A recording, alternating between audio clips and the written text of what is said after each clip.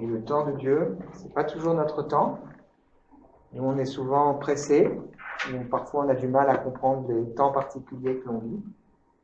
Mais on veut apprendre aussi à faire les choses dans le temps de Dieu. Beaucoup de personnes ont le sentiment qu'il y a parfois un décalage entre ce que la Bible enseigne, met en avant, et les réels besoins de notre monde, de la société ou de notre cœur. Nombreux sont ceux, par exemple, qui pensent que les chrétiens vivent dans une espèce de bulle et que la foi n'est pas forcément compatible avec la réalité de la vie, des attentes, les obligations, les aspirations, on va dire, des gens normaux qui ont des enfants élevés ou qui ont un travail ou qui ont toutes sortes d'exigences. Et pourtant, on va voir ensemble ce matin que l'Évangile, le message de la Bible, est un message qui a vraiment tout son sens plus que jamais encore aujourd'hui. Nous allons voir ensemble que c'est un message qui est totalement en phase avec la recherche profonde de notre société et du cœur de l'être humain. Et je crois que pour nous, en tant que chrétiens, ou pour nous qui nous posons des questions, il est important de bien comprendre ce qui se passe autour de nous, les évolutions des mentalités et des aspirations de l'être humain. On ne raisonne plus aujourd'hui, en 2020, comme on pouvait raisonner il y a 30 ou 40 ans. C'est d'ailleurs ce qui explique pourquoi il y a souvent des petits conflits de génération, où des parents, par exemple, vont dire à leurs enfants « Écoute, c'est comme ça, tu dois écouter, tu dois faire ça », et les enfants, eux, vont avoir le sentiment qu'ils ont leur mot à dire, et c'est normal de discuter, c'est normal d'essayer de comprendre et de poser toutes sortes de questions. Alors, les évolutions de la société font l'objet souvent d'enquêtes. Et c'est intéressant pour nous aussi en tant que chrétiens, ou personnes qui nous intéressons à ces choses, de regarder un petit peu ce qui est enseigné à travers ces enquêtes. Il y a en particulier une enquête qui est faite tous les 10 ans en Europe, et qui va regarder un petit peu l'évolution des valeurs et des croyances, et qui va comparer ce qui se passe en France par rapport aux autres pays. La dernière enquête est sortie en avril 2019 et a donné lieu d'ailleurs à un livre qui s'appelle « La France des valeurs ». Et donc j'ai regardé un petit peu ce qui ressort de cette enquête. Et il y a en particulier 2 mots-clés qui aujourd'hui permettent de décrire notre société française avec des paradoxes. Il y a des paradoxes. Les mots, c'est individualisation et sécularisation. Je pense que ces 2 mots sont plus ou moins familiers. Individualisation, on comprend que aujourd'hui, chacun pense qu'il est à même de décider dans sa vie, par exemple, ce qui est bien et ce qui est mal.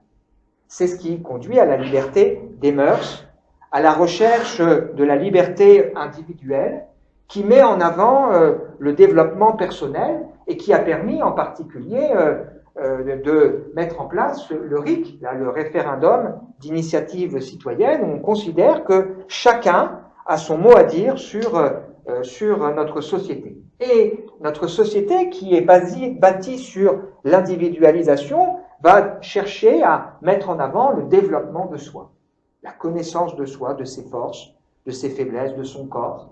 Ça donne lieu à toutes sortes d'émissions, ou de ses besoins.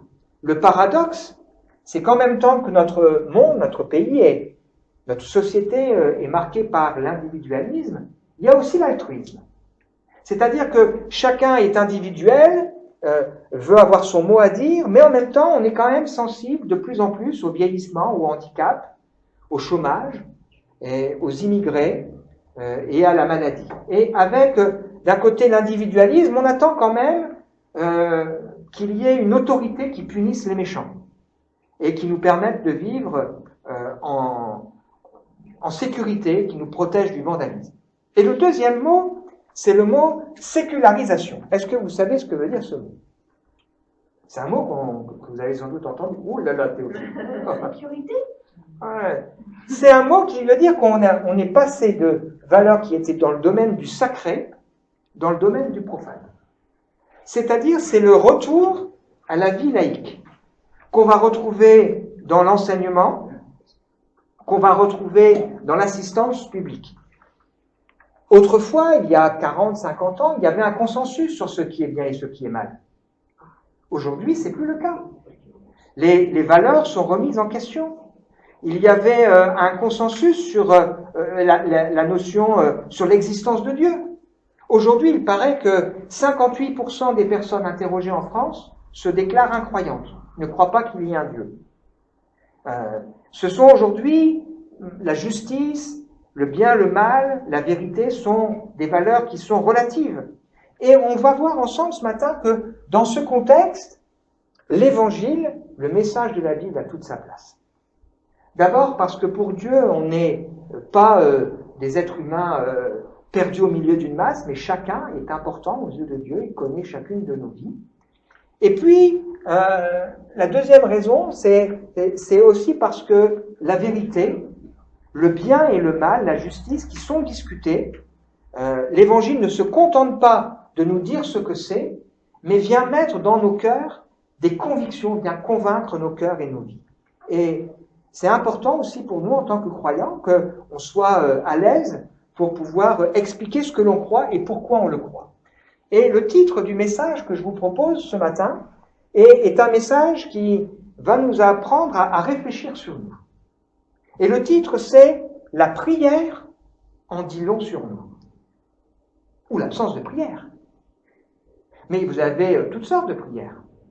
Il y a des gens qui disent je prie ma maman ou ma grand-mère ou mon grand-père qui sont décédés. Il y a des gens qui disent je prie à travers des saints, à travers toutes sortes d'intermédiaires. Il y a des gens qui disent ça peut pas faire de mal. Donc la prière, elle en dit long sur nous. Depuis plusieurs semaines, plusieurs mois, on lit ensemble un passage particulier de l'évangile de Jean, Jésus qui partage avec ses disciples le dernier repas avant de mourir sur la croix, d'être arrêté de mourir sur la croix, puis de ressusciter. Et c'est un passage qui a tellement marqué les disciples de Jésus que Jean, qui faisait partie de ses 12 disciples, a décidé de consacrer un quart du récit qu'il nous donne de la vie de Jésus, des 30 ans ou des 3 ans et demi de ministère de Jésus, un quart à ce passage particulier.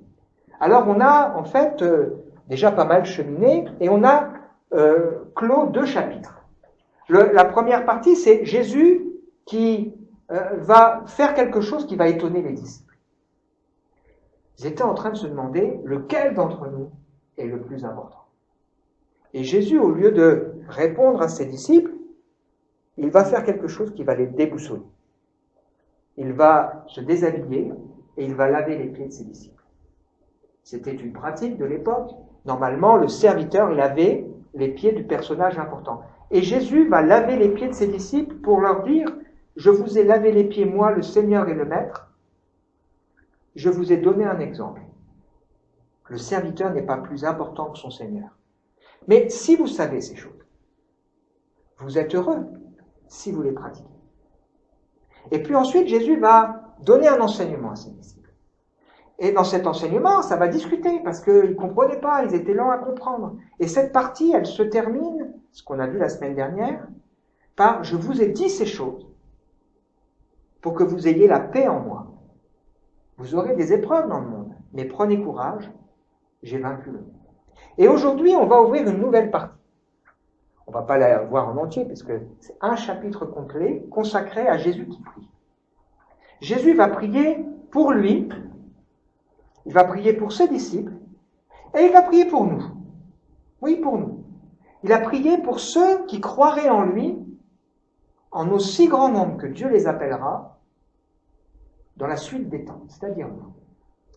Ça veut dire que cette prière que nous allons découvrir ou commencer à découvrir va nous enseigner beaucoup de choses sur nous, à travers l'exemple de Jésus, mais aussi ce que le Seigneur veut pour nous. Alors on va ce matin simplement lire ensemble 3 versets de cette prière.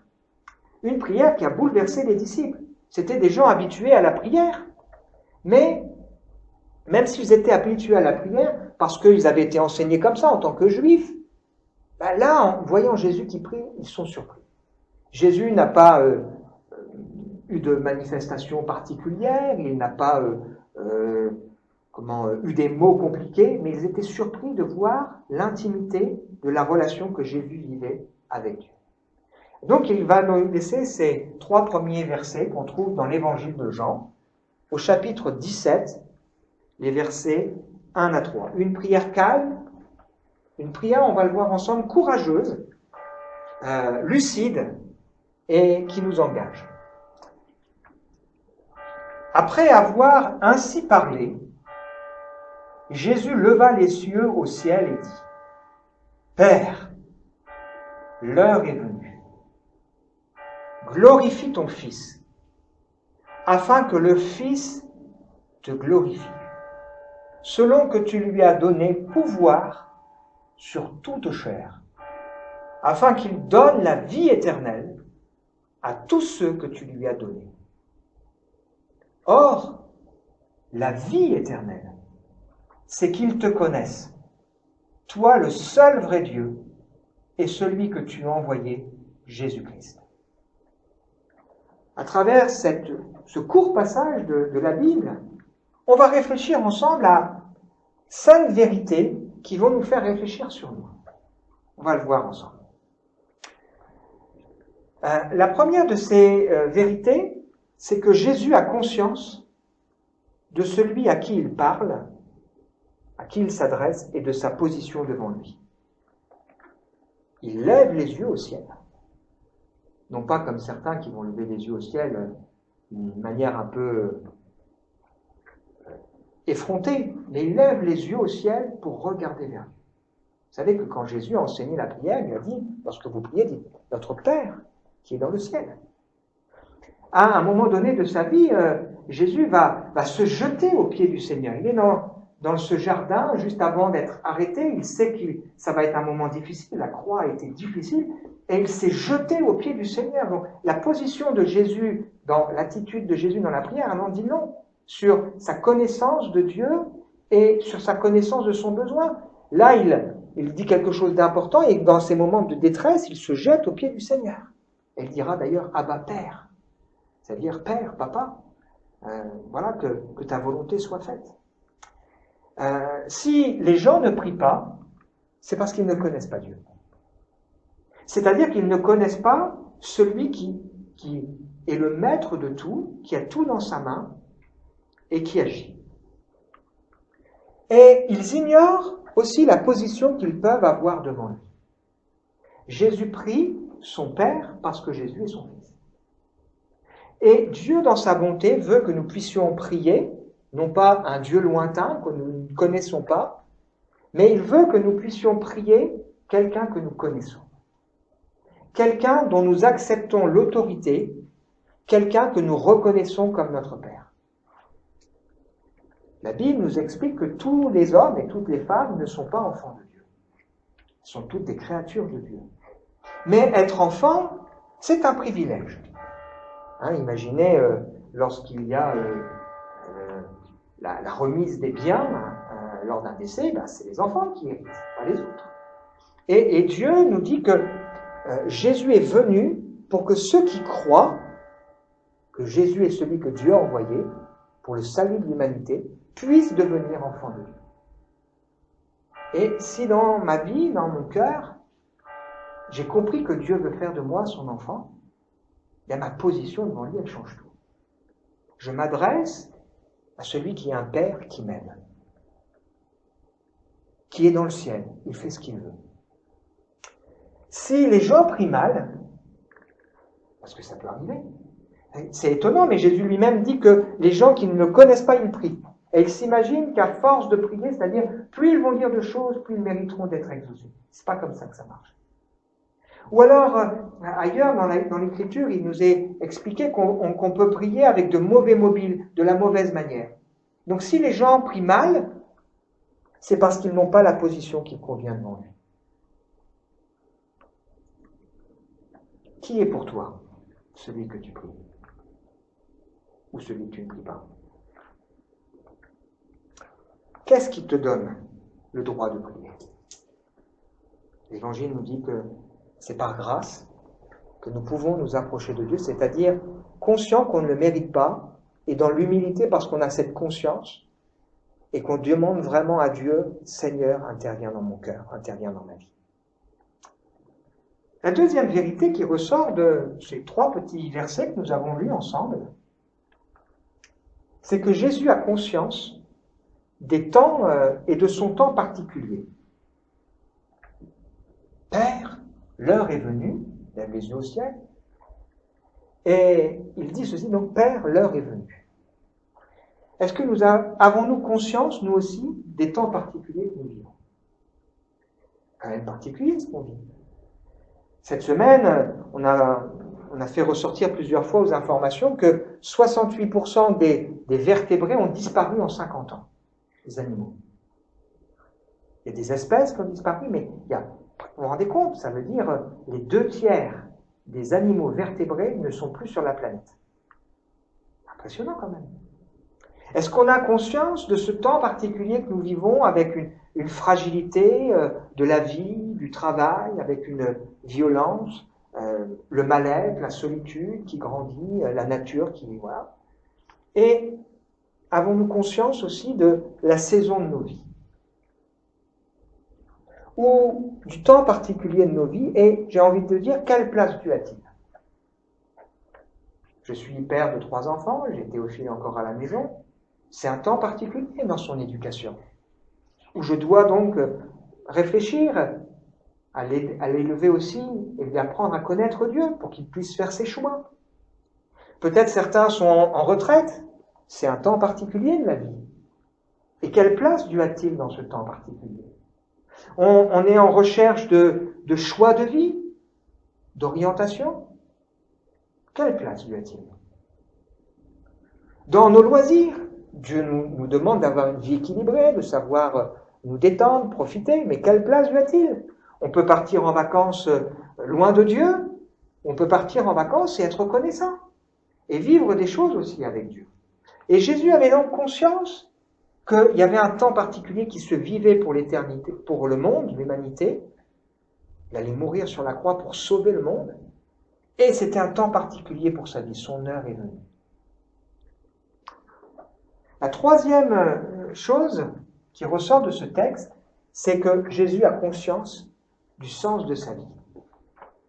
Ça veut dire que sa vie, elle a du sens. Glorifie ton Fils, afin que ton Fils te glorifie. Quel est le sens de notre vie aux uns et aux autres? Certains diront, le sens c'est d'avoir des enfants, leur donner une bonne éducation, un travail. Quelqu'un dira, c'est de faire évoluer la société, de faire le bien. C'est peut-être, certains diront, c'est de laisser une trace, de faire un nom. La Bible nous dit que nos vies, elles passent. Et tout ce qu'on fait sur terre, ça disparaît. C'est vanité. Mais il y a quelque chose qui reste, c'est ce qui est fait pour Dieu ou en Dieu. Et pour Jésus, le sens de sa vie, c'est de glorifier Dieu. Et en même temps, c'est d'être reçu dans sa gloire. C'est pour ça qu'il dit, moi je t'ai glorifié Seigneur, alors maintenant tu me glorifies. Et la question qui se pose, qu'est-ce que ça veut dire glorifier Dieu? Glorifier Dieu, c'est que Dieu soit révélé et élevé à travers nous. Et Dieu est révélé et élevé à travers nous dans mon travail, dans mon éducation, ou pas, dans mes loisirs, dans mes aspirations, dans ce que je fais de mes biens, etc., etc. On n'enlèvera rien et on n'ajoutera rien à la gloire de Dieu. Dieu règne, c'est un fait. Mais on peut choisir dans nos vies de refléter cette gloire ou de chercher à le glorifier. Ta vie a-t-elle du sens? Et Paul qui décrit les étapes de la vie chrétienne, où il explique clairement que être chrétien, c'est pas simplement avoir reçu une éducation ou être né dans une famille où sur l'état civil on va cocher chrétien quand c'était encore le cas, mais il décrit qu'il y a plusieurs étapes. Il dit voilà, ceux que Dieu a connus d'avance, C'est-à-dire que Dieu qui connaît nos vies, aux uns et aux autres, il sait d'avance qu'il y a des gens qui vont se poser des questions, qui vont réfléchir, qui vont chercher. Eh bien, il les a prédestinés, il les appelle. Et Dieu fait cette œuvre dans le cœur de manière individuelle. Ensuite, l'étape que la Bible nous parle, c'est la justification. C'est-à-dire qu'à un moment donné, nous prenons conscience que devant Dieu, lui qui est saint, on ne peut pas s'approcher de lui. Et donc, pour pouvoir s'approcher de Dieu qui est saint, qui habite une lumière que personne ne peut accéder, il faut que ce soit lui qui décide, tu peux t'approcher de moi. Et pour que ça soit possible, eh bien, il faut que nos péchés soient pardonnés. Et que non seulement nos péchés soient pardonnés, mais qu'on soit recouvert comme d'un manteau de la justice qui ne vient que de Dieu seul, que Jésus-Christ peut nous accorder. Jésus le juste est mort à notre place sur la croix. Il a subi à notre place la colère juste de Dieu à cause du péché du monde, pour que ceux qui acceptent de lui faire confiance puissent recevoir sa justice. C'est Martin Luther disait que c'est comme une fille pauvre, dépravée, qui épouse un homme riche. Elle est couverte de dettes. Et quand elle se marie, la richesse de son époux couvre ses dettes. Eh bien, c'est ce qui se passe avec Jésus-Christ. Nous sommes devant Dieu couverts de dettes à cause du péché, du mal. Mais si nous confions notre vie au Seigneur, la justice de Jésus nous couvre. Et puis, c'est pas tout. Dieu ne veut pas seulement dire, bon, ok, maintenant tu es pardonné, tu peux prier, mais il nous destine à quelque chose. Il nous destine à la gloire. Il a destiné ceux qui croient en lui, qui se confient en lui, à partager sa gloire. Jésus a conscience de ça. C'est pour ça qu'il dit, glorifie ton Fils. Et que ton Fils aussi te glorifie, parce que Jésus, qui a glorifié Dieu sur terre, continue de glorifier Dieu dans le ciel. Il glorifie Dieu dans le ciel en sauvant ceux qui s'approchent de Dieu par lui, en envoyant le Saint-Esprit, en continuant son ministère. La Bible nous dit que Jésus, à la droite de Dieu, prie pour ceux qui sont ses enfants. Quatrième chose, Jésus a conscience de sa mission, de sa qualification et de la place de Dieu. Tu lui as donné, donc glorifie ton Fils, pour que lui aussi te glorifie, tu lui as donné pouvoir sur toute chair, afin qu'il donne la vie éternelle à tous ceux que tu lui as donnés. Jésus-Christ est sauveur. C'est-à-dire que l'homme ne peut pas se sauver par lui-même. Le seul nom par le moyen duquel nous pouvons être sauvés, c'est le nom de Jésus. Il est celui qui peut décider d'accorder ou non la vie éternelle. Et Jésus n'est pas sauveur parce que simplement il l'a décidé, mais il est sauveur parce que lui qui n'a jamais commis le moindre péché est mort à notre place, subissant la colère de Dieu pour nous, et Jésus-Christ est ressuscité. Dieu a accepté son sacrifice. Et la Bible nous explique qu'on peut être sauvé en passant par le Sauveur. Mais Jésus souligne aussi ici la souveraineté de Dieu. Il sauve ceux que Dieu lui a donnés. Et il est important pour nous de réfléchir en nous disant, mais est-ce que je comprends la place que je peux avoir dans le plan de salut de Dieu? Dieu a choisi de se révéler aux hommes à travers des hommes et des femmes qui vont simplement dire ce qu'ils ont reçu, ce qu'ils ont compris, ce qu'ils ont vécu, et qui vont juste dire aux autres, découvre par toi-même. Il a choisi d'utiliser des hommes et des femmes pour révéler le Sauveur à travers sa parole, la Bible. Comment est-ce que je peux contribuer au salut de quelqu'un? Je contribue bien sûr en parlant, je contribue en priant. Moi je prie régulièrement pour ma famille, la famille de mon épouse. Il se passe des choses et parfois les gens disent on voudrait parler. Je crois quand même que c'est un exaucement de la part de Dieu. En rayonnant, c'est-à-dire en vivant l'évangile là où je suis. Là où je suis appelé à rayonner ce que je suis, c'est-à-dire un enfant de Dieu. En encourageant aussi un frère, une sœur, quelqu'un qui cherche, en l'encourageant, en lui proposant de lire la Bible, en assistant, en aidant de manière concrète dans les actions. Et comprends-tu la place de Dieu et ce que cela implique? La Bible nous explique qu'on n'est pas sauvé par nos œuvres. Il y a ce texte extraordinaire qui dit c'est par grâce, c'est-à-dire une faveur imméritée que vous êtes sauvés. Par le moyen de la foi, c'est cette main qui dit allez, je vais choisir de faire confiance. Cela ne vient pas de vous, c'est le cadeau de Dieu, le don de Dieu. C'est pas par les œuvres, parce que personne ne peut se glorifier. Nous sommes son ouvrage.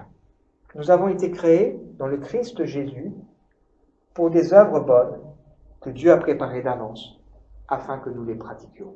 Ce que veut dire ce texte, c'est que Dieu ne veut pas seulement faire de nous ses enfants, nous assurer qu'on est juste et qu'on est en destination de la gloire, il veut aussi nous rendre utiles. Et si Dieu veut nous rendre utiles, eh bien, il veut conduire les choses, mais il a tout préparé. Tout est préparé. C'est exactement ce que Jésus dit ici. Il dit, je vais pouvoir donner la vie éternelle, mais à ceux que tu lui as donnés. C'est-à-dire, il a conscience de la souveraineté du Seigneur. Et puis enfin, dernier point, Jésus a conscience de ce qu'est la vie éternelle. Savez-vous ce que c'est que la vie éternelle? La vie éternelle, c'est qu'ils te connaissent. Toi, le seul vrai Dieu, et celui que tu as envoyé, Jésus-Christ. Hier avait lieu à Paris une cérémonie d'hommage pour un pasteur qui est décédé cet été, 45 ans. Il est tombé en faisant de l'alpinisme sur la tête. Son fils n'a pas réussi à le retenir, il est décédé. Et donc cette cérémonie d'hommage a été, vous pouvez la suivre sur Internet, et son épouse s'est exprimée. C'était remarquable. Et elle a en particulier dit que son mari, Édouard, que je connais, c'est un ami, avait conscience que ce qui était le plus important, ce n'était pas de faire des tas de choses pour Dieu, d'implanter des églises, etc., etc. Le plus important, c'était de connaître le Seigneur. La vie éternelle, c'est de connaître Dieu et de connaître Jésus-Christ. Ça veut dire que la vie éternelle, c'est pas simplement demain où je vais aller quand je vais mourir, mais la vie éternelle, elle commence ici. Découvrir qui est le Seigneur. Et il faut toute une vie, et même plus, toute une éternité, pour découvrir qui est Dieu et qui est Jésus-Christ. D'ailleurs, c'est la seule fois dans la Bible où Jésus-Christ lui-même se présente comme Jésus le Christ, ou Jésus-Christ. Jésus, ça veut dire Dieu sauve, et Christ, ça veut dire celui qui est envoyé. Ça veut dire qu'en s'appelant Jésus-Christ, c'est Dieu qui sauve à travers celui qu'il a envoyé. Chaque fois qu'on dit Jésus-Christ, c'est ça qu'on dit. Dieu sauve à travers celui qu'il a envoyé. La vie éternelle, c'est de découvrir qui est Dieu. C'est de découvrir qui est Jésus-Christ. Conclusion, la prière en dit long sur nous. À travers ces 3 versets de la vie de prière Jésus, qu'a-t-on appris chacun sur nous-mêmes? Notre position devant Dieu, notre légitimité à prier, le temps, la saison de notre vie et la place qu'on donne à Dieu, le sens de la vie. Quel est le sens de ma vie? Et le sens que Dieu veut pour ma vie. La place qu'on peut occuper dans ce plan de salut de Dieu, parce que Dieu veut rendre nos vies, donner à nos vies du sens, notre compréhension de ce qu'est la vie éternelle. C'est pas simplement sauvé, perdu. La Bible, c'est ce qu'elle enseigne. On est soit sauvé, soit perdu. On est sauvé si on a accepté le Sauveur. Si on ne l'a pas accepté, ben malheureusement, on est perdu. Mais la vie éternelle, c'est plus que ça. C'est découvrir qui est Dieu et découvrir qui est Jésus. La prière en dit non sur nous. On va prendre un temps de recueillement et puis je voudrais prier pour que Dieu puisse parler encore à nos cœurs avant de chanter un dernier chant. Merci Seigneur pour tout ce que tu nous as déjà donné de vivre ensemble ce matin. Merci en particulier pour ces 3 versets de Jésus qui nous parlent. Jésus qui a pu lever les yeux au ciel et dire « Père, l'heure est venue » et qui a fait ce souhait dans son cœur et dans sa vie d'avoir une vie qui a du sens. Seigneur, je te prie pour chacun d'entre nous. Je prie pour qu'à travers ce qu'on a partagé, les chants, le texte de ta parole, eh bien, tu puisses nous interpeller pour nous faire réfléchir. Quel est le temps de notre vie et quelle place Dieu a-t-il? Quel est le sens de notre vie? Est-ce qu'on a compris ce qu'est la vie éternelle? Je sais, Seigneur, que tu es celui qui nous aime et qui appelle les hommes et les femmes à toi. Alors je prie, Seigneur, que dans ta bonté, tu puisses nous toucher et te révéler. Amen.